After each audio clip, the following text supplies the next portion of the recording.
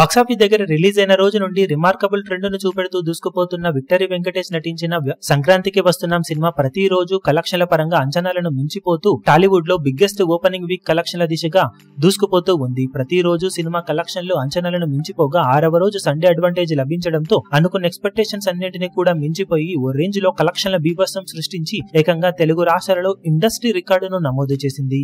6వ రోజున ఇప్పటి వరకు ఏ సినిమా కూడా 10 కోట్ల షేర్ మార్క్ ను దాటలేదు. ఇది వరకు 3 ఏళ్ల క్రితం రిలీజ్ అయిన RRR మూవీ 6వ రోజున 9.54 కోట్ల రేంజ్ లో షేర్ అందుకొని రికార్డు కొట్టగా 3 ఏళ్లుగా ఆ రికార్డు అలాగే ఉండగా ఇప్పుడు సండే అడ్వాంటేజ్ లభించడంతో అంచనాలన్నింటినీ మించిపోయిన సంక్రాంతికి వస్తున్నాం సినిమా 6వ రోజు first double digit share mark అందుకున్న మూవీగానే కాకుండా ప్రీవియస్ రికార్డు మీద ఊహ కందని మార్జిన్ తో కొత్త రికార్డును నమోదు చేసి బిగ్గెస్ట్ 6th డే ఇండస్ట్రీ రికార్డును నమోదు చేసింది.